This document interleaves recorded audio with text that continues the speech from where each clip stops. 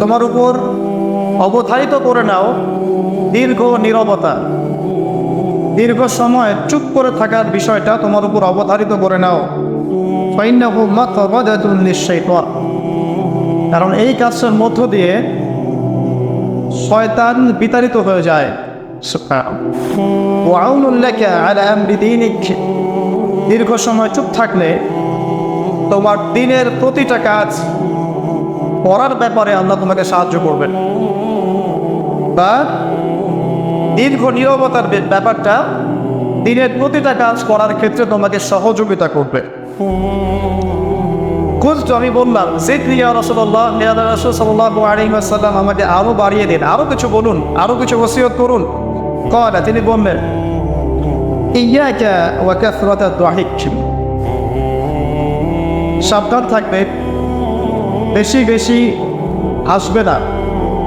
ফাইন্নাহু ইউমিতুল কলব, কারণ যারা অধিক পরিমাণে হাসাহাসি করে তাদের কলব মরে যায়, তাদের কলবের মৃত্যু ঘটে।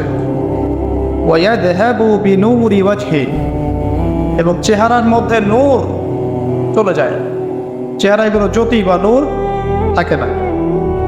কুলতু জিদনি ইয়া রাসূলুল্লাহ, ইয়া রাসূল সাল্লাল্লাহু আলাইহি ওয়াসাল্লাম আমাকে আরো বাড়িয়ে দিন, আরো কিছু ওসিয়ত করুন।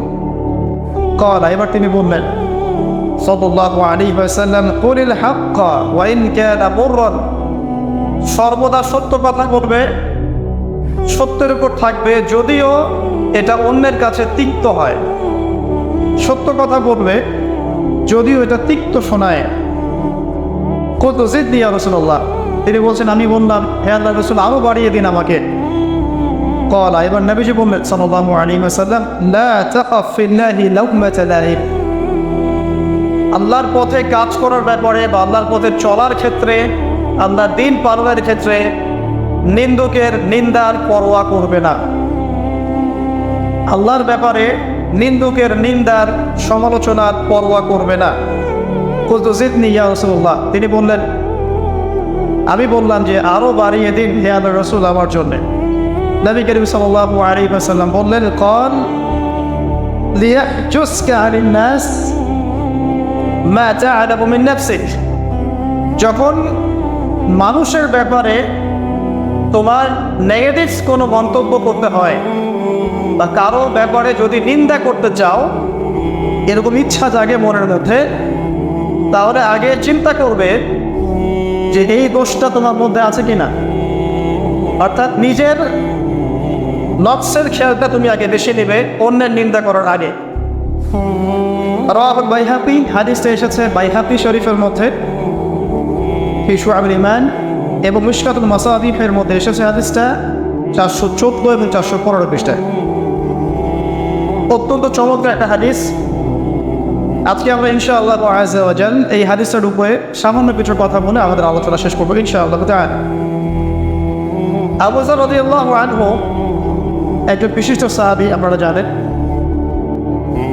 যার ব্যাপারে নবী করিম সাল্লাল্লাহু আলাইহি ওয়াসাল্লাম বলেছিলেন আবু যর তুমি খুব নরম মানুষ, তাই কখনো দায়িত্ব চেয়ে নিও না, কারণ তোমার উপরে যদি 2 জন মানুষের দায়িত্ব দেয়া হয় তোমাকে যেন ছুরিবিহীন জবাই করে দেয়া হবে।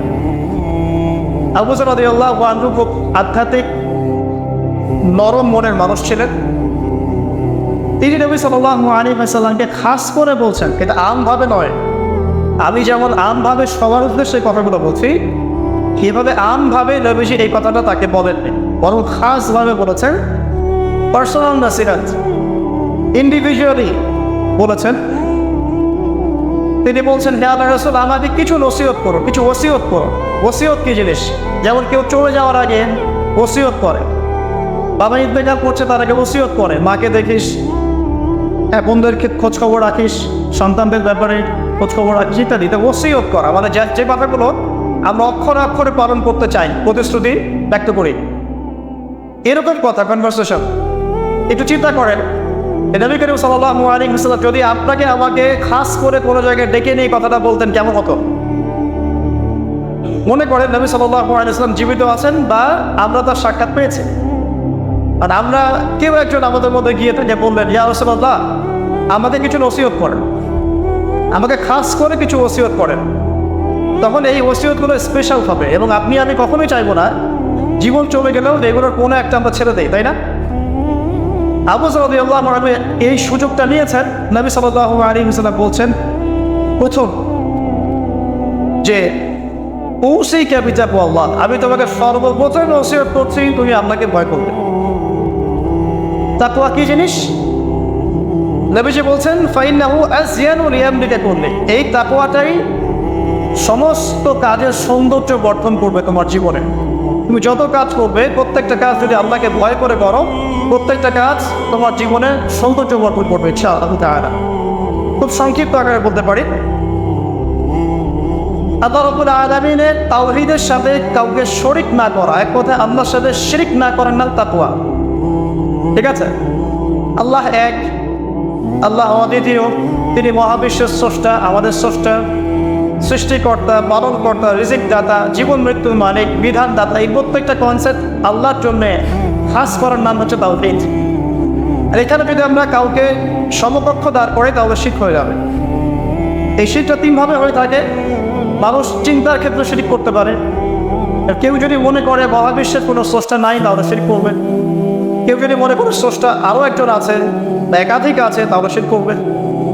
কেউ যদি মনে করে যে আল্লাহ ছাড়া কেউ ইবাদত পাওয়ার যোগ্য, আল্লাহ ছাড়া অন্য কাউকে সেজদা করা যায়, নাউজুবিল্লাহ, আল্লাহ ছাড়া কেউ প্রয়োজন পূরণ করতে পারে, কেউ সন্তান দিতে পারে, কেউ কল্যাণ করতে পারে, কেউ অকল্যাণ করতে পারে ইত্যাদি, আল্লাহ ছাড়া কেউ বিধান দেওয়ার মালিক, এরকম কনসেপ্ট যার মনের মধ্যে আসে এটা হচ্ছে আকীদাগত শিরক বা চিন্তাগত শিরক। আমি কি বোঝাতে পারছি? 2 নম্বর কাজের শিরক, যেমন কেউ যদি আল্লাহকে সেজদা না করে অন্য কাউকে সেজদা করে, কর্মগত শিরক করেছে। আল্লাহ পাকের হালালকে কেউ যদি হারাম করে নেয় কর্মগত শিরক করেছে। আল্লাহ পাকের হারামকে কেউ হালাল করে নেয় কর্মগত শিরক করেছে। আল্লাহর কাছে দোয়া না করে মৃত মানুষের কাছে দোয়া করে শিরক করেছে। এগুলো কাজ করতে গিয়ে শিরক করেছে। ইভেন আল্লাহর নামে কসম না করে অন্য কারো নামে কসম করতেও শিরক হয়ে যায়। অনেক সময় আমরা হাতের মধ্যে রশি পড়ি, পাথর পড়ি, অনেক কিছুই পড়ি, আমাদের বিশ্বাস হয় এগুলো আমাদের উপকার করতে পারবে, অপকার করতে পারবে, তাহলে শিরক হয়ে যাবে। সন্তান আল্লাহ দেন, যদি আমরা মনে করি যে মাজারে গিয়ে দোয়া করলেই সন্তান পাওয়া যাবে, শিরক হয়ে যাবে। আর শিরক কেমন একটা পাপ, যে পাপটা আল্লাহ পাক তওবা ছাড়া মাফ করে না। মৃত্যুর আগে যদি তওবা করে মানুষ, ইনশাআল্লাহ আল্লাহ পাক মাফ করে দিবেন। যদি তওবা না করে মারা যায়, সম্ভাবনা বেশি এই ব্যক্তি জাহান্নামে যাবে, নাউজুবিল্লাহ।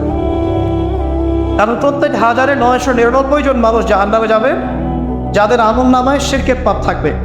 আল্লাহ পাক সূরা নিসার মধ্যে বলেছেন, ইন্নাল্লাহা লা ইয়াগফিরু আন ইউশরাকা বিহি ওয়া ইয়াগফিরু মা দুনা যালিকা লিমান ইয়াশা। আল্লাহ পাক শিরকের গুনাহ ব্যতীত যে কোনো গুনাহ যাকে ইচ্ছা মাফ করতে পারেন। যে কোনো গুনাহ, আপনি জিনা করেছেন, সিজদা করেন, ফিরে আসেন, আল্লাহ মাফ করে দেবে ইনশাআল্লাহ। আপনি সুদ খেয়েছেন দীর্ঘদিন, সুদ থেকে ফিরে আসেন, দীর্ঘদিন মায়ের সাথে জিনা করেছেন সুদের মধ্য দিয়ে, তওবা করে ফিরে আসেন, আল্লাহ এখনই মাফ করে দেবে ইনশাআল্লাহ। আপনি খুন করেছেন মানুষকে, যদি আপনি চিন্তা করেন যে আমার এটা অপরাধ হয়েছে, আপনি তওবা করে খালেসভাবে ফিরে আসেন, আল্লাহ মাফ করে দেবে ইনশাআল্লাহ। ব্যভিচার করেছেন, বিবাহিত হওয়ার পরেও জিনা করেছেন, এই ব্যক্তির কিন্তু পৃথিবীতে বাঁচার আসলে কোনো অধিকার নাই। তারপরেও যদি সে গোপনে তওবা করে ফিরে আসে রাতের অন্ধকারে, আল্লাহ চাইলে মাফ করে দেবেন ইনশাআল্লাহ। যে কোনো পাপ আল্লাহ পাক যাকে ইচ্ছা মাফ করতে পারেন, শিরক ছাড়া। শিরক যদি তওবা না করে মারা যায়, বেশিরভাগ সম্ভাবনা হচ্ছে সে জাহান্নামে যাবে। আরেকটা ডেঞ্জারাস বিষয় হচ্ছে, শিরক করে মারা গেলে কবরে মান রব্বুক উত্তর দিতে পারবে না।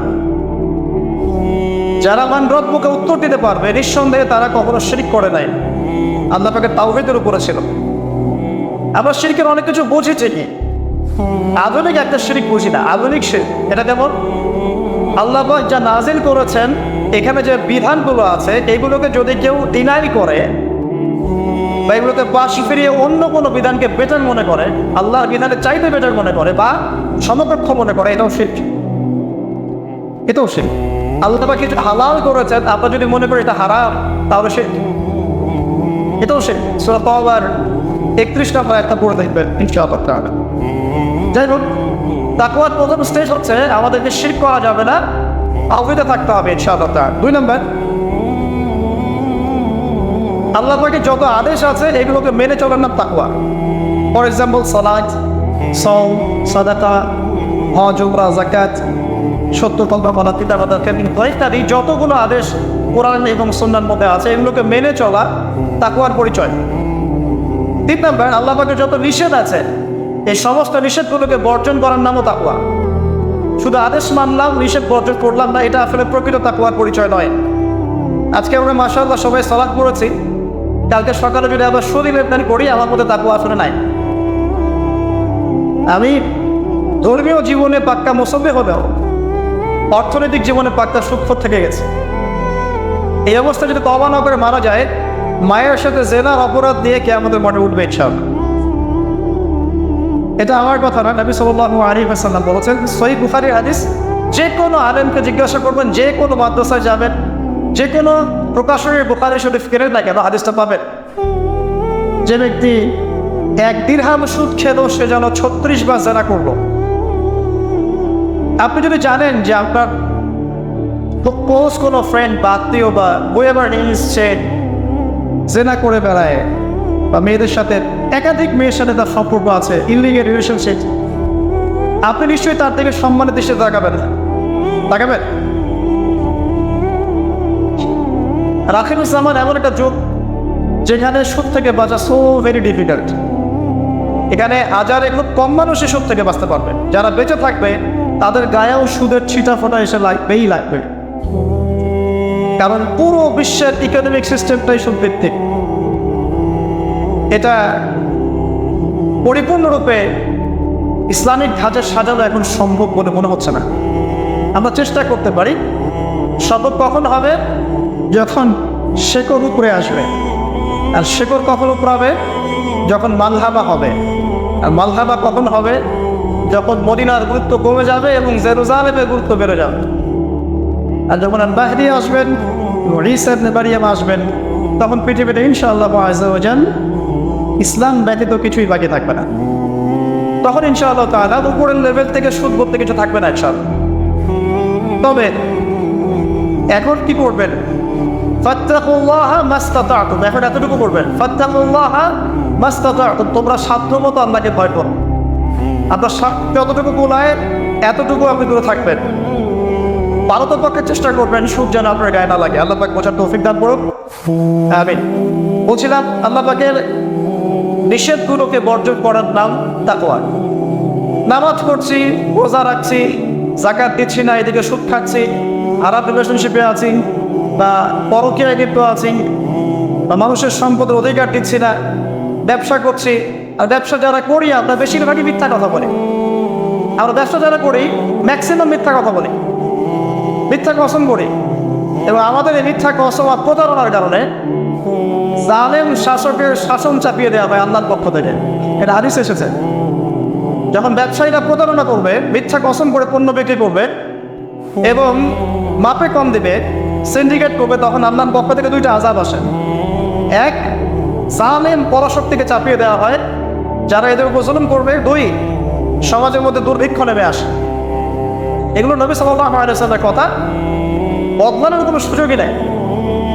আজও তার কাল হোক এগুলো ফলে যাবে ইনশাআল্লাহ, তারা যদি না আমরা আমাদের জায়গা থেকে সরে আসি। তো যারা আমরা ব্যবসা করছি অনেকেই মিথ্যা কথা বলি ম্যাক্সিমাম, এবং মনে করি যে ব্যবসায় এগুলো মিথ্যা বলা জায়েজ, এটা ব্যবসার অংশ মনে করি আমরা। সৎ ব্যবসায়ী কিয়ামতের দিন নবীগণের সাথে থাকবেন। যারা সৎ ব্যবসায়ী তারা কিয়ামতের মাঠে নবীগণের সাথে হাসর করবেন। ছাঁচে খুঁজে পাবেন না, এখন খুব কম সৎ ব্যবসায়ী পাবেন। যাই হোক, যেটা বলছিলাম ভাই, প্রিয় ভাইয়েরা, যে শুধু আদেশ পানের নাম তাকওয়া নয়, নিষেধটা বর্জন করতে হবে। আমরা নামাজ রোজা হজ জাকাত সবই করছি মাশাআল্লাহ, ব্যবসায়িক জীবনে মাপে কম দিচ্ছি, ইকোনমিক লাইফে সুদ খাচ্ছি, আর পলিটিক্যাল লাইফ নিয়ে আমি কোনো কথা বলতে যাচ্ছি না। সেখানে কতটুকু আল্লাহ কতটুকু রাসূল আছে তো আল্লাহ ভালো জানেন, আল্লাহ বিচার করবেন। আমি মৌলিক কথাগুলো বলছি। দেখেন, ফ্যামিলিগত ব্যাপারে আপনারা দেখবেন বাহ্যিকভাবে ইসলামের লেবাস পোশাক আছে ঠিকই, বাট ভিতরে অরিজিনাল ইসলাম নাই। দেখবেন পরিবারে ম্যাক্সিমাম পরিবারে দেখবে পর্দা দেয়, নামাজের ব্যক্তির খুব অভাব। আর নামাজের চিন্তা হলে আপনাকে ফলোয়ার্স জামাতে আসতে হবে। নামাজে চিন্তা হলে আপনাকে ফজরের জামাতে আসতে হবে। এই মসজিদেই আজকে ফজরে আসবেন, দেখবেন এই যে মুসল্লি যারা বসে আছেন তাদের 50%ই নাই তিনটা সব। তো আমরা পার্সিয়ান ইসলাম ফলো করছি, কিছু মানছি কিছু মানছি না। আল্লাহ বলছেন এটা না, পরিপূর্ণরূপে ইসলামে প্রবেশ করো এবং এটার নাম তাকওয়া। ওসিকুম বিতাকওয়া আল্লাহ, আমি তোমাকে আল্লাহর তাকওয়া, আল্লাহকে ভয় করার ওসিয়ত করছে, খাস করে অনুরোধ করছে, ওসিয়ত করছে। আদেশ মানার নাম যেমন তাকওয়া, নিষেধ বর্জনের নাম তাকওয়া। শুধু আদেশ মানলেই হবে না, নিষেধগুলো বর্জন করার চেষ্টা করতে হবে। আমরা এই জায়গাটাতেই সমস্যায় ভুগছি। আদেশ আমরা অনেকেই পালন করতে পারি, আলহামদুলিল্লাহ, নামাজ পড়তে পারি, রোজা রাখতে পারি, অনেকে যাকাত দেই, মাশাআল্লাহ, সাদাকা করি, দান সাদাকা করি, ইসলামের প্রতি ভালোবাসা আছে, আল্লাহ এবং রাসূলকে মহব্বত করি, কিন্তু হারাম রিলেশনশিপ ছাড়তে পারছেন না। দেখবেন অ্যাফেয়ার ছাড়তে পারছেন না, ফ্রি মিক্সিং ছাড়তে পারছেন না, রিবা ছাড়তে পারছেন না, আপনার পরকীয়া ছাড়তে পারছেন না, অহেতুক এই যে নোংরা অপসংস্কৃতি ছাড়তে পারছেন না। খেয়াল করে দেখেন, স্মোকিং ছাড়তে পারছেন না, মাদকদ্রব্য সেবন ছাড়তে পারছেন না, বাট আপনি ইসলামকে ভালোবাসেন, আল্লাহকে ভালোবাসেন, রাসূলকে ভালোবাসেন। এইটাই মূল সমস্যা আমাদের এখানে। আমি ফিল করি আল্লাহ পাক আমাদের সবাইকে আদেশ মানার সাথে সাথে নিষেধ বর্জন করার তৌফিক দান করুন। চার, আল্লাহ রাব্বুল আলামিনকে হাজির এবং নাজির জানার নাম তাকওয়া। হাজির নাজির কেমন? যে আমার জীবনের প্রতিটা স্টেপ আল্লাহ পাক দেখছেন এবং শুনছেন। আল্লাহ পাক অবশ্যই আজিম থেকেই আমাকে দেখছেন, আমাকে শুনছেন প্রতিটা মুহূর্তে, এখন, আজ, কাল, আগামী, অতীত, বর্তমান, ভবিষ্যৎ, সবসময় আল্লাহ আমাকে দেখছেন, শুনছেন প্রত্যেকটা মুহূর্তে। এই কথা যার মাথায় থাকবে তার পাপ করার প্রবণতা কম হবে ইনশাআল্লাহ। পাপ করলেও সে তওবা করে আল্লাহর কাছে ফিরে আসবে ইনশাআল্লাহ। যদি তার দ্বারা কোনো পাপ হয়েও যায়, আপনি দেখবেন তাকওয়াই তাকে আবার ফিরিয়ে নিয়ে আসবে, সে আল্লাহর কাছে ফিরে আসবে ইনশাআল্লাহ। আল্লাহ পাকে হাজির এবং নাজির জানা, এর আরেকটা নাম আছে, সেটা হলো ইহসান। কি নাম? হাদিসে জিবরিল নামে একটা হাদিস আছে, সহিহ মুসলিমের 9 নম্বর হাদিস, আর মিশকাতুল মাসাবিহ 2 নম্বর হাদিস। ইহসান কি জিবরাইল আলাইহিস সালাম নবী সাল্লাল্লাহু আলাইহি ওয়াসাল্লামকে জিজ্ঞাসা করেছিলেন। তিনি বলছেন, আনতা আবুদাল্লাহা কাআন্নাকা তারা ফা ইন লাম তাকুন তারাহু ফা ইন্নাহু ইয়ারা। তুমি এমন ভাবে আল্লাহর ইবাদত করবে যেন তুমি আল্লাহকে দেখছো। ওয়া ইন লাম তাকুন তারাহু ফা ইন্নাহু ইয়ারা, এবং তুমি যদি আল্লাহকে দেখতে না পাও, তুমি সবসময় মনে রাখবে আল্লাহ পাক তোমাকে দেখছেন। এই কনসেপ্টটার নাম হচ্ছে ইহসান, যেটা আমাকে তাকওয়া দিবে ইনশাআল্লাহ। ইহসান থাকে আমলের মধ্যে। নামাজ পড়ছি, দেখবেন আমাদের মনোযোগ বেশিরভাগই কিন্তু থাকে না। আল্লাহ ভালো জানেন, আমি আপনাদের পার্সোনাল ব্যাপারে ইন্টারফেয়ার করতে যাচ্ছি না, বাট আমার মনে হয় বেশিরভাগ মানুষের থাকে না। কারণ বেশিরভাগ মানুষই তো নামাজে যা পড়ছি তার অর্থ জানি না। যখন আপনার সন্তান অসুস্থ হয়েছিল, আপনি হাত উঁচু করে আল্লাহর কাছে কান্নাকানি করেছেন, তখন আপনার চোখ দিয়ে পানি পড়েছেন, কারণ আপনি যা চেয়েছেন ফিল করে বলেছেন আল্লাহর কাছে, আপনার চোখ দিয়ে পানি পড়েছেন। কতদিন আপনি নামাজের সেজদায় কাঁদতে পেরেছেন? আমি কাঁদতে পেরেছি, ভাবতে হবে।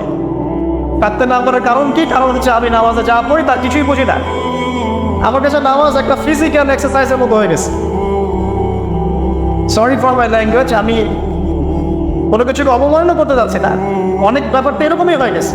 তার হলো বাহ্যিকতা নিয়ে আমরা বেশি ব্যস্ত। হাত কোথায় বাঁধতে হবে? নাভির নিচে না বুকে? তারপরে রফুল এদেন করতে হবে কি না, বাইবা লাগাবো কি লাগাবো না, আমি জোরে না আসতে বাহ্যিক বিষয় নিয়ে বেশি ব্যস্ত। রুহানিয়াত, যেটা নামাজের ভিতরে রুহ বা আত্মা, ইহসান, মনোযোগ, আল্লাহর সাথে কতটুকু আমি কমিউনিকেট করতে পারলাম, মনের কথা কতটুকু আপনার কাছে ব্যক্ত করতে পারলাম, নামাজে আমি কতটুকু আপনাকে ফিল করতে পারলাম, এটা কিন্তু বেশি আলোচনা হয়। অথচ কোনটা মৌলিক বিষয় বলেন দেখি? নামাজের এই মারেফতটা কি মূল না? আধ্যাত্মিকতাটাই মূল। আর বাহ্যিক বিষয়গুলো তো আল্লাহ পাক দেখছেন, নেকি দিবেন ইনশাআল্লাহ তাআলা। তো এই যে প্রাণহীন ইবাদত হচ্ছে, রোজা রাখছি, রোজার মর্ম বুঝতে পারছি না। হজ করে আসলো, হাজী সাহেব টাইটেল হলো ঠিকই, কিন্তু হজের মূল মর্ম ইব্রাহিমী চেতনা সে শিখে আসতে পারলো না। সাই করছে সাফা মারওয়া, সে ফিল করতে পারলো না এটা হাজরা আলাইহিস সালামের সুন্নাহ।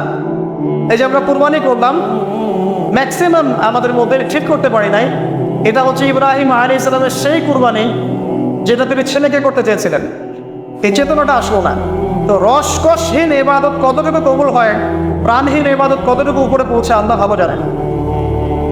তো যে বিষয়টা নিয়ে এই কথাটা বললাম, ইনসান হচ্ছে সেই জিনিস যেটা আমাকে মনে করাবে আমি আল্লাহকে দেখছি শুনছি, বা আল্লাহ আমাকে দেখছেন এবং শুনছেন।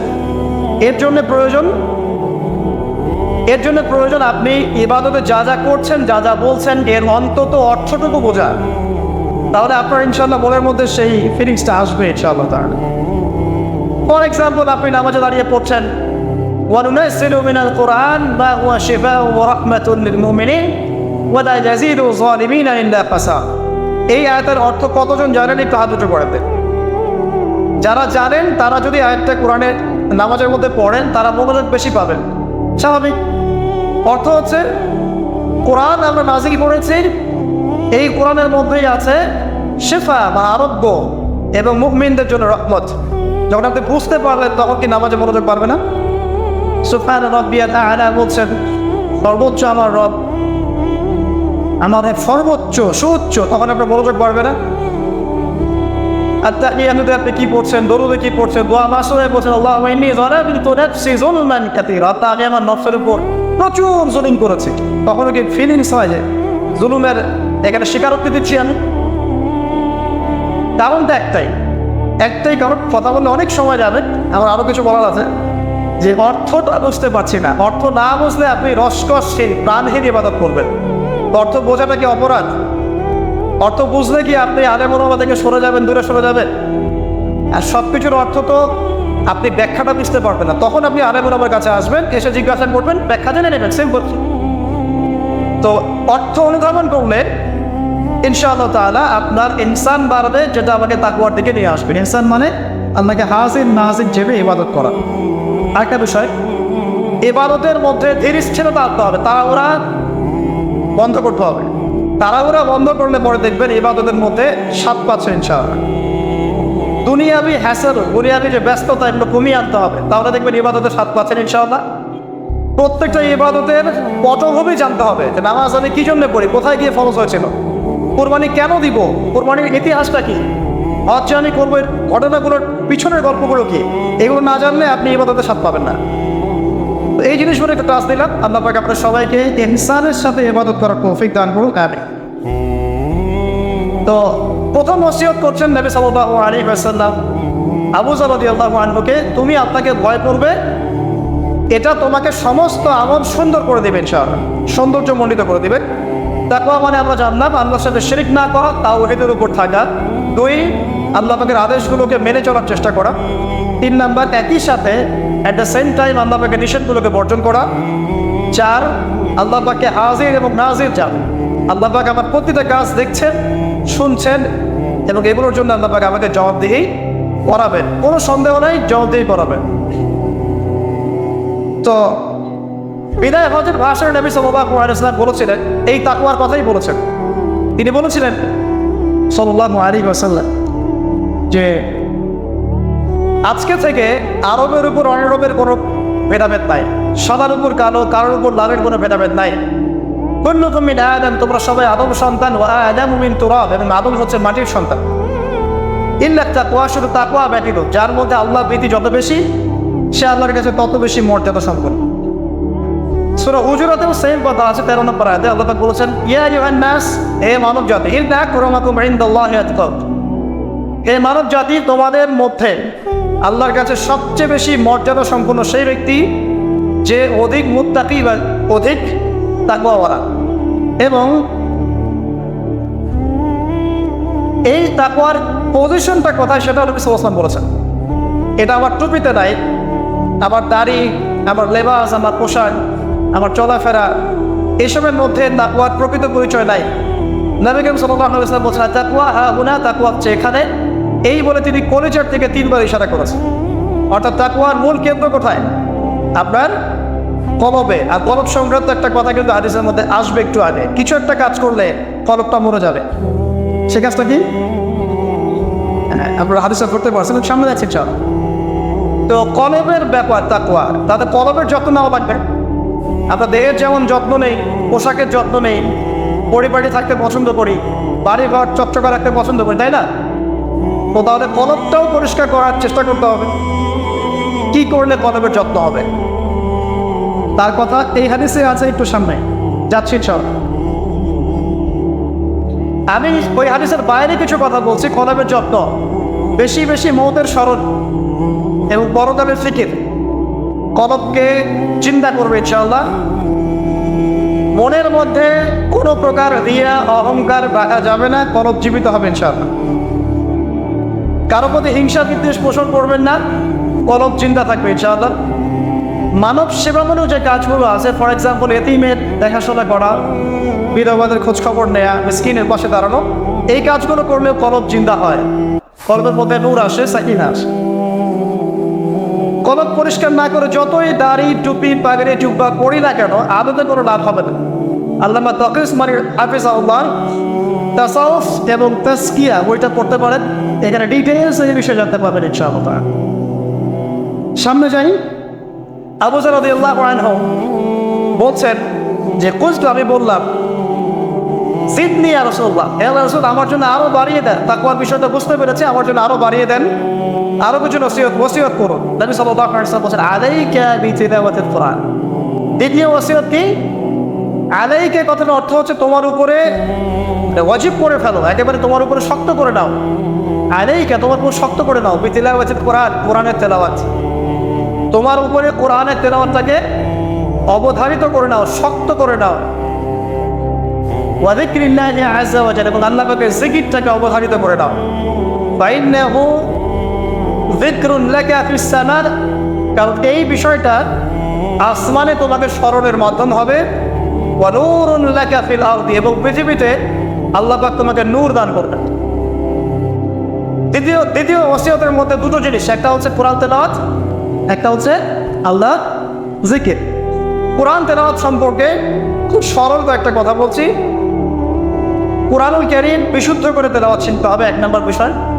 যদি বিশুদ্ধ করে মদ মাখরাজ তাজবিদের সাথে না শেখেন, তাহলে সারা জীবন ভুল করে যাবেন আর কোরআনের অর্থ বিকৃত হয়ে যাবে। আপনার অজান্তেই এমন অর্থ চলে আসবে যা আপনি মোটেও কল্পনা করেননি এবং কামনাও করেন নাই। আপনি বলছেন ফর এক্সাম্পল যে আলহামদুলিল্লাহ রাব্বিল আলামিন, অর্থ সুন্দর, সমস্ত প্রশংসা আল্লাহর জন্য যিনি বিশ্বজাহানের প্রতিপালক। একটা মদের কারণে আপনার পার্থক্য হলো। একবারটি বলে ফেলছি, যেভাবেই হোক, যত সময় লাগুক, যে বয়সেই থাকেন, বিশুদ্ধ করে কোরআন তেলাওয়াত না শিখে মৃত্যুবরণ করবেন না, ওয়াদা করেন। যে বয়সেই হন, যেখানেই পড়েন, যে প্রফেশনেই থাকেন, যত গরিবই হন, যত বড়লোকই হন, যাই হন, whoever you are, কোরআন তেলাওয়াত বিশুদ্ধ করে না শিখে কবরে যাবেন না, ওয়াদা করেন। সারা জীবনে যা করেছেন, যত কিছু শিখেছেন, আপনার সায়েন্স, আপনার আর্টস, আপনার commerce, medical science, engineering, BCS cadre, যা কিছু করেছেন, সব কিছু বৃথা হয়ে যাবে যদি পরকালে আপনি কুলসিরাত পারাতে না পারেন। আর আল কুরআনুল হুজ্জাতুন লাকা ওয়া আলাইকা, কোরআন হয় তোমার পক্ষে দলিল হবে, না হলে বিপক্ষে। যারা কোরআন বিশুদ্ধ করে তিলাওয়াতও করতে শিখছে না, কোরআন কি তার পক্ষে দলিল হবে বলে মনে হয়? আল্লাহ পাক আমাদের সবাইকে তৌফিক দান করুন, আমিন। তেলাওয়াতটা অ্যাটলিস্ট তেলাওয়াত পার সেকেন্ড, অর্থ বোঝেন আর নাই বোঝেন, আমি আবারও স্পষ্ট করেই বলছি। স্পষ্ট করে বলার পরে কিছু মানুষের কেন জানি চুলকানি থামে না, আমি জানি না, তবে এটা নিয়ে আমার মাথা ব্যথা নাই। আমি স্পষ্ট করে আবারও বলছি, কোরআন বিশুদ্ধ করে তেলাওয়াত করলে প্রত্যেক হরফে 10 নেকি পাবেন। কোরআন আপনার পক্ষে সুপারিশ করবে ইনশাআল্লাহ, আল্লাহ আপনাকে নূর দিবেন, ঠিক আছে? এবং কোরআনের সুপারিশ কবুল করা হবে, আল্লাহ পাক আপনাকে জান্নাত দিবেন ইনশাআল্লাহ। এবং আলিফ লাম মিম পড়লে 30 নেকি হয়ে যায়, 3 নেকি বা 10 নেকি না, আলিফ লাম মিম পড়লে 3টা হরফে 30 নেকি হয়ে যায়।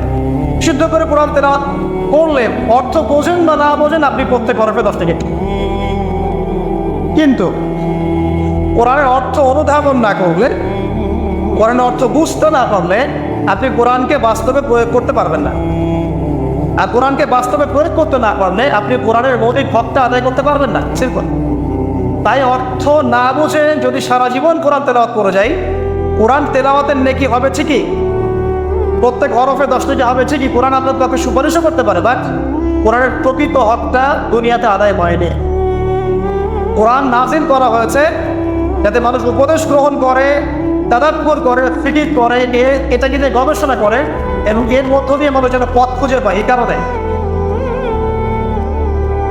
আপনার স্কুল, কলেজ, ইউনিভার্সিটিতে যা পড়ছেন এগুলো সবদিন ফার্সি ভাষায় হতো বা টার্কিশ ভাষায় হতো বা রাশিয়ান ভাষায় হতো এবং আপনি এগুলো অর্থ জানেন না, শুধু পড়ার মুখস্থ করেন, তাহলে কি আপনি আদৌ পরীক্ষায় পাস করতে পারবেন?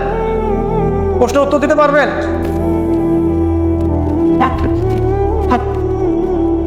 অর্থ জানার জন্য কি করতে হবে? অর্থ জানার জন্য আরবি ব্যাকরণের মৌলিক বইগুলো শিখতে হবে। আরবি ব্যাকরণের মৌলিক বইগুলো আপনাকে পড়তে হবে। মাদ্রাসায় মাদ্রাসার যে আলেম ওলামারা আছে তাদের কাছে পড়ে থাকতে হবে। আরবি ভাষা শিখতে হবে। এইগুলো যদি খুব ডিফিকাল্ট মনেও হয়, সেক্ষেত্রে আপনি কমপক্ষে একটা বিশুদ্ধ তাফসীর কিনবেন, কিনে আপনি কোরআন নিয়মিত অর্থ সহ পড়বেন। তবে এতটুকু পড়াশোনা করে কখনো নিজেকে মুফতি ভাববেন না, ফতোয়াবাজি শুরু করবেন। এটা গুরুত্বপূর্ণ নসিহত, কারণ অনেকে আবার অর্থ পড়ে ফতোয়া দেওয়া শুরু করে। একজন কোরআন পড়ে আমাকে বলেছিল যে কোরআনে তো 5 ওয়াক্ত নামাজই পেলাম না, 2 ওয়াক্ত নামাজ পাচ্ছি। এই যে ফজর, যোহর, আসর, মাগরিব, এশা সিরিয়ালে তো কোথাও দেওয়াই নাই, কেন নামাজ পড়ে? একজন কোরআন পড়েই বলছে, অর্থ পড়েই বলছে যে কোরআনে তো হাদিস মানার কোনো দলিল পেলাম না, কোরআনে কোথাও বলা হয়নি যে হাদিস মানব, এরকম বলছে। আমি যে প্রথমে আয়াত তেলাওয়াত করলাম, ওয়া মা আতাকুমুর রাসূলু ফাখুযুহু, রাসূল সাল্লাল্লাহু আলাইহি ওয়াসাল্লাম যা দিয়েছেন তা গ্রহণ কর। সূরা তাওবা, সূরা হাশরের 7 নম্বর আয়াত। ওয়া মা নাহাকুম আনহু ফাত্তাকু, এবং রাসূল যা থেকে নিষেধ করেছেন তা থেকে, তো এই রাসূলের আদেশ নিষেধ মানার জন্য হাদিস লাগবে না? তার কোরআন পড়ে হাদিসে দলিল না পাওয়ার কারণ কি? কারণ সে খালি কাট পেস্ট প্রোটেস্ট্যান্ট ভার্সনে কোরআন পড়েছে, অর্থটা তাফসীরটা সে ঘেটে দেখাবে। অর্থ পরে উৎসাহিত করছি, তবে ফতোয়াবাজি করতে যাবেন না। আপনি যেটা বুঝবেন না, আলেম ওলামার কাছে গিয়ে অবশ্যই জিজ্ঞাসা করে অর্থ ব্যাখ্যা জেনে নেবেন। তোমরা জ্ঞানী থেকে জিজ্ঞাসা করবে যদি সে বিষয়ে তোমাদের জ্ঞান না থাকে। তো আবু যর রাদিয়াল্লাহু আনহু কে নবী সাল্লাল্লাহু আলাইহি ওয়াসাল্লাম বলছেন, তিলাওয়াত, কোরআন তেলাওয়াতটাকে ওয়াজিব করে নাও নিজের উপরে। তো আমরা কি কমপক্ষে প্রতিদিন একটা করে সূরা পড়তে পারি না ভাই? কমপক্ষে একটা পৃষ্ঠা পড়তে পারি না? যারা আরেকটু বেশি পড়ি 5 পৃষ্ঠা, আরেকটু বেশি পড়ি 10 পৃষ্ঠা। হাফেজে কোরআনে 600 পৃষ্ঠা আছে। এই 600 পৃষ্ঠাকে আপনি 30 পারায় ভাগ করেন, প্রত্যেক পারায় 20 পৃষ্ঠা, এক পারায় 20 পৃষ্ঠা। তো আমি সকালবেলা ঘুম থেকে উঠে নিয়ে অর্ধেক পারা করে পড়তে পারি 10 পৃষ্ঠা। যারা একটু ভালো করে পড়তে পারি, ফ্লুয়েন্সি আছে, তারা 1 পারা করে পড়তে পারি। প্রতিদিন 1 পারা করে পড়লে প্রতি মাসে আপনি একটা করে খতম দিতে পারবেন। আচ্ছা, না পড়েন, প্রতিদিন 10 পৃষ্ঠা করে যদি পড়েন তাহলে 2 মাসে একটা খতম হবে, পারা যাবে? তাও না পারেন, প্রতিদিন 5 পৃষ্ঠা করে পড়েন, 4 মাসে একটা খতম হবে, বছরে 3টা খতম। কম নাকি? অনেক। এতটুকু যদি করেন আলহামদুলিল্লাহ। কোরআন গবেষণা আসার আগে আপনাকে আগে তিলাওয়াত বিশুদ্ধ করে করা শিখতে হবে এবং নিয়মিত তেলাওয়াত করতে হবে। তারপরে গবেষণার বুঝ আল্লাহ পাকের পক্ষ থেকে আসবে ইনশাআল্লাহ। এত সহজে আসবে না। আল্লাহ আমাদেরকে নিয়মিত কোরআন তেলাওয়াত করার তৌফিক দান করুন, আমিন। অনেক কোর্স এখন বের হয়েছে যেগুলোর মধ্য দিয়ে খুব সহজেই কোরআনের অর্থ আপনি শিখতে পারেন। আপনি আরবি ব্যাকরণ শিখতে পারেন, আরবি ভাষা শিখতে পারেন, হ্যাঁ, কোরআনিক গ্রামার শিখতে পারেন, বা বিশুদ্ধ করে মদ মাখরাজের সাথে কোরআন শিখতে পারেন। অনলাইনেও আছে, অফলাইনেও আছে। কীভাবে শিখবেন আমি জানি না, কার কাছে যাবেন আমি জানি না। এতটুকু জানি, আমি আপনাকে ওসিয়ত করতে চাই যে মৃত্যুর আগে কমপক্ষে একটা বার কোরআনটা অর্থসহ পড়েন, আর অবশ্যই বিশুদ্ধ করে কোরআন তেলাওয়াত করতে শেখেন। আপনি যে বয়সেরই হন, যে পেশারই হন, আর যেখানকার মানুষই হন না কেন, আল্লাহ পাক তৌফিক দান করুন। আরেকটা বলা হয়েছে ওয়া যিকরুল্লাহি আযজা ওয়া জাল, এবং আল্লাহ পাকের জিকির। এই দুটো করলে আসমানে তোমাদের স্মরণ করা হবে এবং জমিনে আল্লাহ পাক তোমাদের নূর দিবেন। আল্লাহর জিকির কি? আল্লাহকে স্মরণ করা। সবচেয়ে সেরা জিকির নামাজ। সবচেয়ে সেরা জিকির কি? নামাজ। তারপরে সেরা জিকির কোরআন তেলাওয়াত। কোরআনকে আল্লাহ পাক জিকির বলেছেন, ইন্না নাহনু নাযালনা যিকরা ওয়া ইন্না লাহু লাহাফিজুন। আমি কোরআনকে বা এই জিকিরকে নাযিল করেছি, আমি একে হেফাজত করব ইনশাআল্লাহ। এছাড়া জিকির বলতে আমরা আসলে যা বুঝি এগুলো খুব শর্ট করে বলবেন। প্রত্যেক দিন কিছু মাসনুন দোয়া দেওয়া আছে যেগুলো পড়লে আপনার জিকিরের হকটা আদায় হয়ে যাবে। খুব সহজ। 100 বার সুবহানাল্লাহ বললে 1000 নেকি হবে, পাওয়া যাবে না? এটা আপনি ড্রাইভ করতে করতে করতে পারেন, হাঁটতে চলতে করতে পারেন, মা বোনরা রান্না বান্না করতে করতে করতে পারেন। এটা যে আলাদা করে ওযু করে বসতে হবে জরুরি না, ওযু শর্তও না। আপনি চলতে ফিরতে কাজটা করতে পারেন, ইস্তেঞ্জা করা বাদ দিয়ে ওখানে বসে বসে আবার এটা করেন, ঠিক আছে? ওকে, 100 বার আলহামদুলিল্লাহ পড়া যাবে না, 100 বার আল্লাহু আকবার পড়া যাবে না, লা ইলাহা ইল্লাল্লাহ 100 বার পড়া যাবে না, খুব সহজ। বা সকালবেলা অ্যাটলিস্ট আপনি একটা বার পড়লেন আয়াতুল কুরসি, একবার পড়লেন সাইয়্যিদুল ইস্তিগফার, সাইয়্যিদুল ইস্তিগফার একবার পড়লে ওই দিন যদি সে ব্যক্তি মারা যায় তাহলে জান্নাত। মাগরিবের ওয়াক্তে পড়ে ফজর হওয়ার আগে যদি মারা যায় জান্নাত ইনশাআল্লাহ। এরকম অনেক দোয়া আছে, আউযু বিকালিমাতিল্লাহি তাম্মাতি মিন শাররি মা খালাক পড়বেন ইনশাআল্লাহ। কোনো অদৃশ্য দৃশ্যের অনিষ্ট আপনাকে স্পর্শ করবে না ইনশাআল্লাহ। জিন ভূত, জিন শয়তান, জাদু টোনা, চোখ লাগা, বদনজর কোনো কিছুই কাজ করবে না ইনশাআল্লাহ। এগুলো নিয়ে এখন অনেক রোগী দেখেন না, জিনগ্রস্ত রোগী, সেহেরের রোগী, মাজনুন হয়ে যাচ্ছে, পাগল, মেন্টালি ডিপ্রেসড, মানসিকভাবে। এখন তো বেশিরভাগ মানুষ মানসিক রোগী, ফিজিক্যাল রোগী কম, মানসিক রোগী বেশি। আর এখন এমন এমন জেনারেশন তৈরি হচ্ছে, এরা ক্রেজি, এরা হচ্ছে মানসিকভাবে বিকলাঙ্গ। পরীক্ষা করতে চায়, সবার হাত থেকে স্মার্টফোন কেড়ে নেয়, ইন্টারনেট কানেকশন বন্ধ করে গ্রামে পাঠিয়ে দেয়, 1 মাসের মধ্যে সব পাগল হয়ে দেশে ফিরে আসে, পাগল হয়ে যাবে। ইন্টারনেট কানেকশন নাই, স্মার্টফোন নাই, দেখবেন পাগল, ক্রেজি হয়ে যাবে। যাই হোক, আল্লাহ পাক আমাদেরকে হেফাজত করুন। জিকির বানিয়ে দেন। একটা জিকির আছে, সুবহানাল্লাহি ওয়া বিহামদিহি আদাদা খালকিহি ওয়া রিদা নাফসিহি ওয়া জিনাতা আরশিহি ওয়া মিদাদা কালিমাতিহি। যে ব্যক্তি এটা 3 বার পড়বে, ফজরের পর থেকে নিয়ে সূর্য ওঠা পর্যন্ত বসে বসে যদি আপনার জিকির করতেন, যে নাকি হতো এতটুকু পড়লে সে নাকি হয়ে যাচ্ছে। আপনি যদি প্রতিদিন হজ করতে যান, উমরা করতে যান, ইশরাকের নামাজ পড়বেন, জামাতে ফজর পড়ার পর একটা হজ একটা উমরা নাকি পাবেন। অনেক জিকির আছে, আমি শর্ট করে বলে দিই। হিসনুল মুসলিম একটা বই আছে, কি না? হিসনুল মুসলিম, এই বইয়ের মধ্যে সব জিকির দেয়া আছে, বিশুদ্ধ সনদে আছে, কোনো সমস্যা নেই। এই জিকির আজকালগুলো বাড়িয়ে দেন। আল্লাহ পাক বলছেন আসমানে তোমাকে স্মরণ করা হবে এবং পৃথিবীতে আল্লাহ পাক তোমাকে নূর দান করবে। সব আসমানেও যে স্মরণ করা যায়, এটা তো এখন আপনারা বোঝার কথা। এখন তো এই পিকচারগুলো বের হয়ে আসছে, আপনাকে কত হাজার কত বছর আগের পিকচার দেখানো হচ্ছে না? আচ্ছা, ওখান থেকে পৃথিবীকে দেখতে এরকমই লাগবে। ওখানে গিয়ে যদি দেখা যায় ওখানেও কোনো রশ্মি ধরা পড়েছে, ওরাও পৃথিবীর এত হাজার বছর আগের অতীত দেখবে। যে সূর্যকে আপনি দেখেন, এটা এখনকার সূর্য নয়। যে সূর্য ডুবছে, যেটা আপনি দেখছেন, এটা ওই সময়ের সূর্য নয়, এটা 8 মিনিট 20 সেকেন্ড আগের সূর্য। আমরা আসলে বর্তমান দেখি না, আমরা অতীত দেখি। আমরা মহাকাশে আসলে বর্তমান দেখি না, অতীত দেখি। এই পুরো জিনিসটা, এই যে বিজ্ঞানের জয়টা বলা হচ্ছে না, এটা নিয়ে ইনশাআল্লাহ আমি একটা লেকচার দিব ইনশাআল্লাহ তাআলা ভেরি রিসেন্টলি ইনশাআল্লাহ। এখানে অন্য একটা মেসেজ আছে। এই পুরো বিষয়টা আপনাকে আরো কিছু বিষয় বোঝাচ্ছে। তার মধ্যে প্রথমটা কি জানেন? পরকালের অস্তিত্ব। পরকালের অস্তিত্ব এখন বলতে জটিল হয়ে যাবে, এদিকে যাচ্ছে না। এই পুরো আবিষ্কারটাই পরকালের অস্তিত্ব আপনাকে বোঝাচ্ছে এবং আল্লাহ পাক যে টাইম ফ্রেমের ঊর্ধ্বে অবস্থান করছেন এটা আমাদেরকে বোঝাচ্ছে। এটার হাদিসও আছে। যা আবিষ্কার করা হয়েছে এগুলো প্রথম আসমানের বিষয়। এরকম আরো 2, 3, 4, 5, 7টা আসমান আছে এবং 7ম আসমানের উপরে আছে মহাসাগর, তার উপর আছে কুরসি, তার উপর আরশে আজিম, তার উপরে আল্লাহ রাব্বুল আলামিন। আল্লাহ পাক এই টাইম ফ্রেমের ঊর্ধ্বে, আল্লাহ পাক সবই অতীত, সবই বর্তমান, সবই ভবিষ্যৎ, এগুলো ঊর্ধ্বে আল্লাহ পাক। অতীত, বর্তমান, ভবিষ্যৎ আল্লাহ পাককে গ্রাস করতে পারে না। আল্লাহ পাক এগুলো ঊর্ধ্বে আছেন।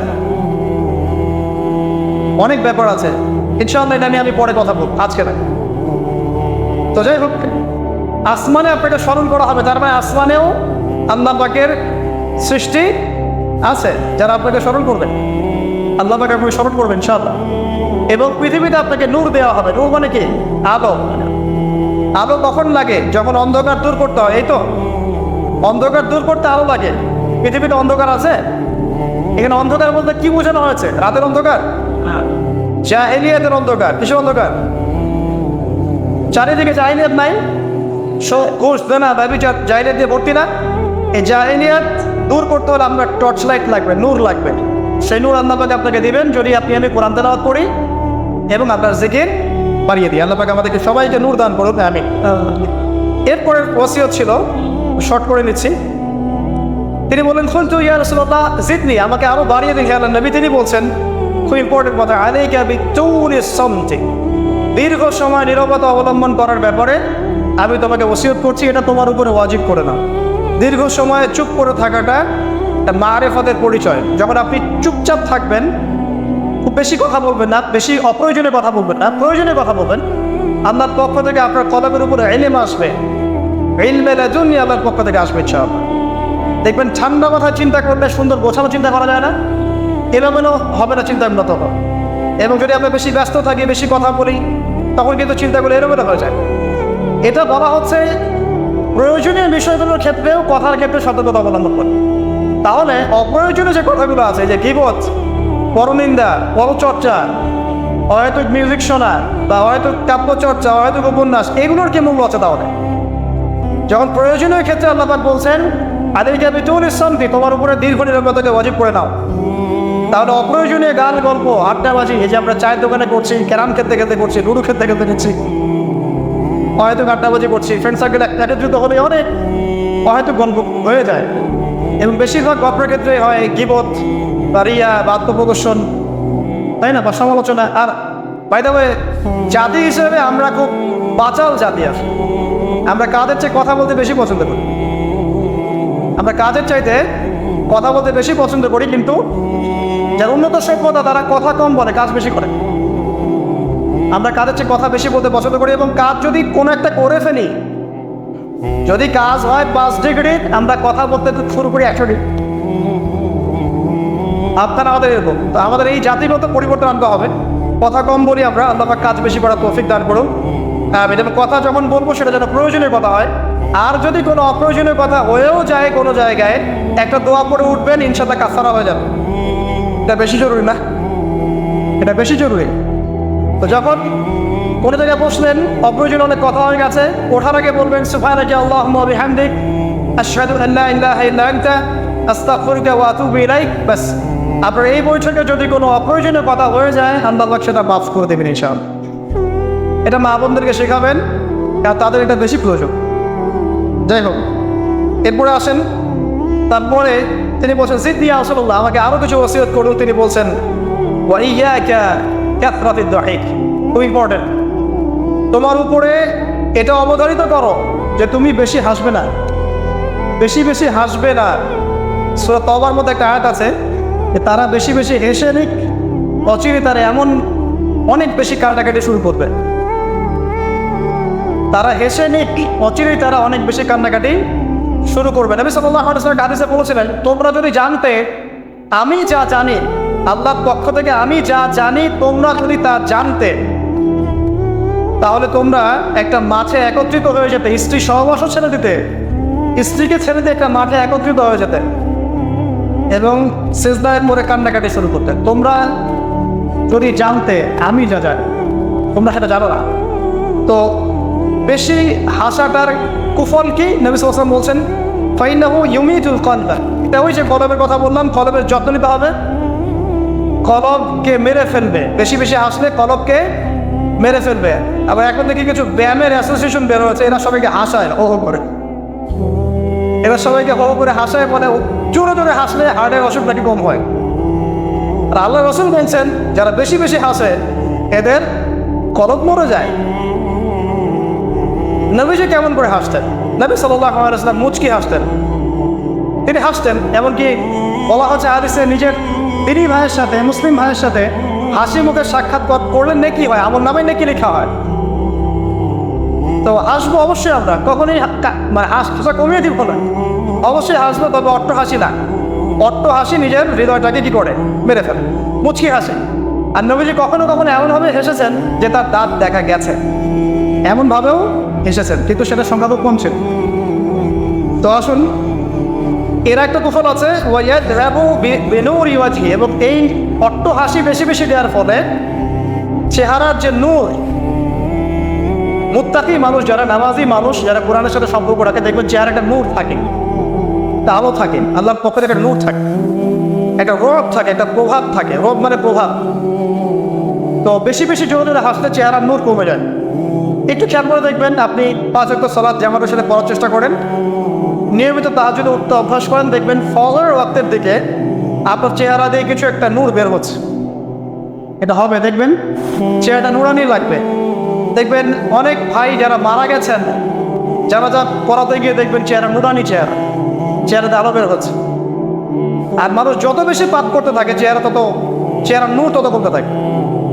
চেহারার নূর তত কমতে থাকে। যত বেশি প্রকাশ্য আর গোপন পাপ মানুষ করতে থাকে, চেহারার নূর কমতে থাকে। তবে অনেক নুরানি চেহারার পিছনেও কিন্তু শয়তান থাকে, এটাও মাথায় রাখতে হবে। তো আল্লাহ পাকে প্রকৃত মুত্তাকি বান্দা হওয়ার তৌফিক দান করুন, আমিন। আর দুটো ওসিয়ত তিনি করেছেন, সেটা হলো যে কুলতু জিদনি ইয়া রাসূলুল্লাহ, আমি বললাম ইয়া রাসূলুল্লাহ আমাকে আরো বাড়িয়ে দিন, আরো ওসিয়ত করুন। তিনি বলছেন কুলিল হাক ইন কানা মুরওয়ান, সবসময় সত্য কথা বলবে যদিও এটা তিতা শোনায়, মানুষের কাছে তিক্ত মনে হয়, তুমি সত্য কথা বলবে। আর সত্যের সংজ্ঞাটা আমাদের জানতে হবে।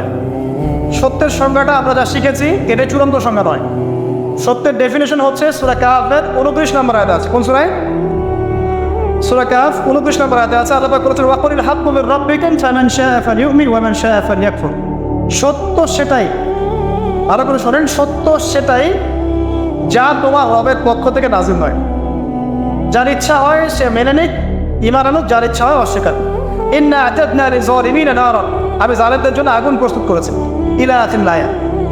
তো এখানে আল্লাহ সত্যের ডেফিনেশন দিয়েছেন, দ্য ডেফিনেশন অফ ট্রুথ। সত্যের ডেফিনেশন কি?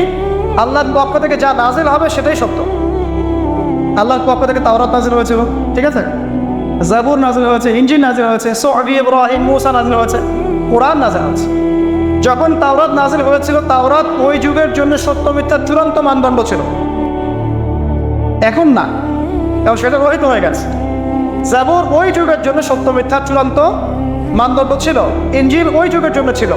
যখন থেকে কোরআন নাজিল হয়েছে এবং সুন্নাহ এসেছে, কিয়ামত পর্যন্ত সত্য মিথ্যার এর বাইরে কোনো মানদণ্ড আছে?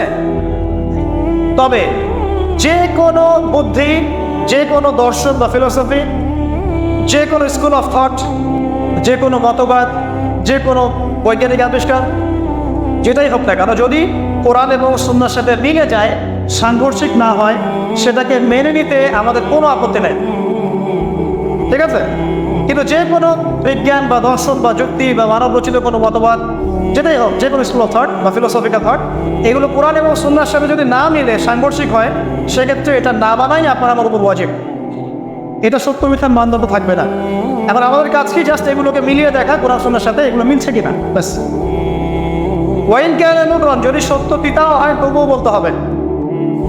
যদি চাকরি চলেও যায়, ইমাম সাহেবকে সুদের এগেনস্টে বলতে হবে, বলা শিখতে হবে।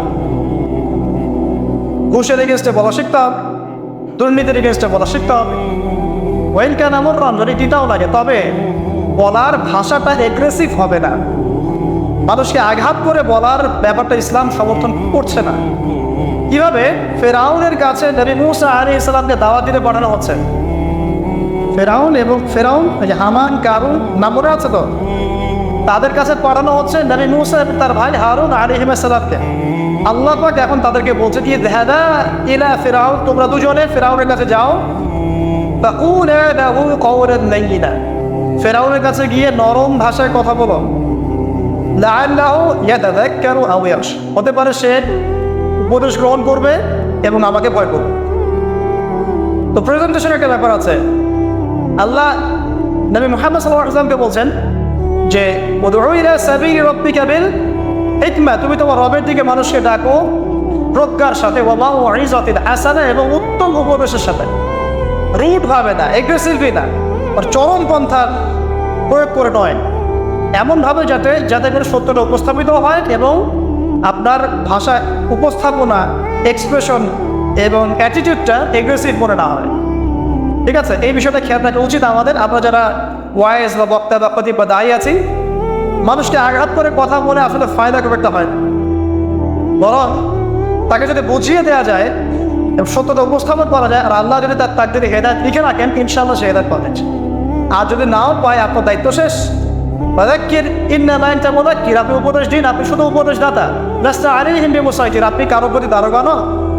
ফাযাক্কির ইন নাফআতি যিকরা, আপনি উপদেশ দিন যদি উপদেশ কাজে আসে। সায়াযাক্কারু মান ইয়াখশা, যারা তাকে ভয় করে তারা শীঘ্রই উপদেশ গ্রহণ করবে ইনশাআল্লাহ। আল্লাহ পাক আমাদের সবাইকে প্রকৃত দায়ী হওয়ার তৌফিক দান করুন, আমিন। একজনের কথা বলে আমি সামনে যাচ্ছি, মুসআব বিন উমাইর রাদিয়াল্লাহু আনহু, ইসলামের ইতিহাসের প্রথম দায়ী, যাকে নবী সাল্লাল্লাহু আলাইহি ওয়াসাল্লাম মক্কা থেকে মদিনায় পাঠিয়েছিলেন, যিনি বিলাসী জীবন যাপন করতেন জাহিলি যুগে। তার এত দামি পারফিউম ছিল, আতর ছিল, খুশবু ছিল, যে মক্কায় যার মাঝে নাই। বুঝতে পারছেন? ইসলাম কবুল করার পরে তার অবস্থা এমন হয়েছিল যে তার একাধিক পোশাকও নাই যেটা চেঞ্জ করে নামাজ পড়বেন। উহুদের যুদ্ধে তিনি শহীদ হয়েছেন এবং তাকে দাফন করার জন্য কাফনের কাপড় পাওয়া যায়নি, তাকে ঘাস ইরসিন নামক ঘাস দিয়ে দাফন করা হচ্ছে। এই হলো আপনার দুনিয়ার শেষ পর্যন্ত, কিন্তু পরকালে তিনি এখন জান্নাতুল ফিরদাউসে আছেন হিসাব। এখানে আপনি সাফল্যও বুঝতে পারছেন। তো মুসআব বিন উমাইর রাদিয়াল্লাহু আনহু যখন মদিনায় গিয়ে দাওয়াত দিচ্ছেন, তখন সাদ বিন মুআজ নামে একজন সাহাবী ছিলেন, যিনি আওস গোত্রের নেতা। তিনি দাওয়াতি কাজ করছেন, কিন্তু সাদ বিন মুআজ তার কাছে এটা পছন্দ হচ্ছে না। তিনি এসে খুব কড়া ভাষায় বললেন যে মদিনা থেকে এই দাওয়াতি কাজ যদি বের না করো, তাহলে তোমার আমার মাঝখানে যে আত্মীয়তার সম্পর্ক আছে এটাও থাকবে না, মানে তোমাকে আমি হত্যা করব। মানে তিনি ইসলামটা পছন্দ করছেন না। তিনি বলছেন এখান থেকে বেরো, এই দাওয়াতি কাজ এখান থেকে বন্ধ করো, মদিনা থেকে বের হও। তখন মুসআব বিন উমাইর কি করছেন শোনেন, তিনি বলছেন তিনি কোনো রকম এগ্রেসিভ কথা বললেন না। আমরা হলে কি করতাম? আমরা হলে কিন্তু এগ্রেসিভ কথা বলতাম। আমাদের ইস্যু না থাকলেও যে পরিমাণে এগ্রেসিভ কথা আমরা বলি, ইস্যু খুঁজে খুঁজে বের করে একজনের মানহানি করার জন্যে, আন্ডারস্টিমেট করার জন্যে, মানুষের চোখে তাকে আন্ডারস্টিমেট করার জন্য, কত কি না ইস্যু না থাকলেও। আর এখানে তো ইস্যু জাজল্যমান, তাকে এসে পড়া ভাষায় বলছে বের হয় এটাতে, এমসি থেকে বের হও, দাওয়াতি কাজ করা যাবে। তিনি বলছেন আচ্ছা পড়বো ফাতাস না, আপনি কি একটু বসবেন, একটু শুনবেন? ওয়াইন রদিতা দেহ কবিলত, আমি যে দাওয়াতটা দিচ্ছি এটা যদি আপনার পছন্দ হয় তাহলে আপনি কবুল করবেন। ওয়াইন ক্যারিটা, যদি আপনি এটা অপছন্দ করেন, আজান আন কেমন চান, তাহলে আপনি যেটা অপছন্দ করছেন এটা আপনাকে থেকে নিয়ে চলে যান, থাকবে। কত ডিপ্লোম্যাটিক অ্যান্সার, যে আমি যে দাওয়াতটা দিচ্ছি এই দাওয়াতটা যদি আপনার পছন্দ হয় আপনি কবুল করেন, যদি না হয় তাহলে আপনি এটা থেকে চলে যান। এবার তিনি বসলেন, তাওহীদের কথা শোনালেন, লা ইলাহা ইল্লাল্লাহ দাওয়াত দিলেন, ইসলামের সব বেসিক জিনিসগুলো বোঝালেন। সাদ বিন মুআজ রাদিয়াল্লাহু আনহু ইমিডিয়েট ইসলাম কবুল করলেন এবং তার মধ্য দিয়ে 80টা পরিবার ইসলাম কবুল করলেন। এই হচ্ছে দায়ীর ক্যারেক্টার হওয়া উচিত। আল্লাহ পাক আমাদেরকে তার মতো দায়ী হওয়ার তৌফিক দান করুন, আমিন। তো যেটা বলছিলাম যে সত্য উপস্থাপন করতে হবে, তবে মাউইজাতুল হাসানা, হিকমার সাথে, প্রজ্ঞার সাথে এবং যুগোপযোগীভাবে কোরআন সুন্নাহকে হাতে নিয়ে ওয়ার্ল্ডকে ডিল করার মতো জ্ঞান থাকতে হবে। সর্বশেষ নবী সাল্লাল্লাহু আলাইহি ওয়াসাল্লাম যে ওসিয়তগুলো করছেন সেটা হলো, তিনি বলছেন লা তাখাফ ফিল্লাহি লাওমাতা লাইম, আবু যার, আল্লাহর পথে চলার ক্ষেত্রে নিন্দুকের নিন্দার কোনো পরোয়া করবে না। আল্লাহর পথে যখন তুমি চলতে শুরু করবে, কোন চলা? প্রকৃত চলার কথা বলছি, কথিত চলার কথা বলছি না। আমরা কিন্তু ম্যাক্সিমাম কথিত চলি, আর প্রকৃত চলার কথা বলছি। মানে ইসলামের বেসিক প্রতিটা বিষয় আপনি মেনে চলেন, এটা প্রকৃত চলা। এবং নিষেধ, বেসিক নিষেধ সব ছেড়ে দেয়, এর না প্রকৃত চলা। আর কথিত কি? বাইন বাইন মুযাবযাবিনা বাইনাহুম, মানে এদিকেও আছে এদিকেও আছে, মানে যখন যেদিকে বাতাস সেদিকে ফ্লো আর কি, ঠিক আছে? পাবলিক দেখলো, একটা ফতোয়া দিলাম, পাবলিক চেতে গেল, ফতোয়া চেঞ্জ করে দিল, মুযাবযাবিনা বাইনাহুম। তো প্রকৃত চলা, যখন তুমি প্রকৃত রূপে আল্লাহর পথে চলবে, তখন মানুষ তোমার নিন্দা করবে, সমালোচনা করবেই। মানুষ নিন্দা করবেই, সমালোচনা করবেই। এটা নবীগণের সুন্নাত। নূহ আলাইহিস সালাম থেকে শুরু করে মুহাম্মদ সাল্লাল্লাহু আলাইহি ওয়াসাল্লাম পর্যন্ত এমন কোনো নবী নাই যাকে তার কওম তিরস্কার করে নাই, বের করে দেয় নাই, অত্যাচার করে নাই। কোনো কোনো ক্ষেত্রে নবীদেরকে হত্যা পর্যন্ত করা হচ্ছে। তো নবীগণের যে নিষ্পাপ কোনো মানুষ আছে, তাহলে তাদেরকে এই ভোগান্তি কেন পোহাতে হলো? তারা কি আমাদের চেয়ে অন্য কোনো ইসলাম ফলো করতেন? তাহলে আমরা এমন কোনো ইসলাম ফলো করছি যেটা কিন্তু আমাদের সব ঠিক থাকে, চাকরিও যায় না, পরিবারে সব ঠিক থাকে, এদিকে আমি ব্যবসাও লাভ উন্নতি করছি, ঠকাচ্ছি, আবার আমার হজমরাও ঠিক আছে, মাশাআল্লাহ। সো এমন ইসলামের কথা বলা হচ্ছে এখানে, যে ইসলাম পালন করলে পরিপূর্ণ ইসলাম, যারা পালন করছে না এরা তখন আপনাকে নিন্দা করবে, সমালোচনা করবে, আপনাকে তিরস্কার করবে। এটা শুরু হবে আপনার পরিবার থেকে। আপনি টোটাল ইসলাম ফলো করার চেষ্টা করেন, আপনার পরিবার থেকে বাধা শুরু হবে ফার্স্ট অফ অল এখান থেকে। তারপরে সমাজ মেনে নিবে না, তারপরে দেখা যাবে ধর্ম নেতারা মেনে নিবে না। প্রচলিত একটা সিস্টেম চলছে, আপনি এসে একটা নতুন কিছু বলছেন, তখন এরা মেনে নিবে না, যে নতুন বিষয়টা অবশ্যই কোরআন সুন্নাহর সাথে মিল আছে। তারপরে সর্বোচ্চ লেভেল ফেরাউন, নমরুদ, এটা পরে, ওটা সবার আগে আসবে। তবে নবী তো বলছেন সাল্লাল্লাহু আলাইহি ওয়াসাল্লাম, লা তাখাফা বিল্লাহি লাওমাতা লাইম, কোন নিন্দুকের নিন্দা বা সমালোচনার পরোয়া করবে না। মনে রাখবেন, যারা বীর তাদের গায়ে আঘাতের চিহ্ন থাকে, যারা কাপুরুষ এদের গায়ে কখনো আঘাতের চিহ্ন থাকে না। আর যারা ইসলাম ফলো করেও খুব পুত পবিত্র থাকতে চায়, ডানেও যাবো না বামেও যাবো না, এভাবেই সব চলবে, তাদের ইমান, ইসলাম এবং ইহসান নিয়ে নতুন করে ভাবার সময় এসেছে এখন।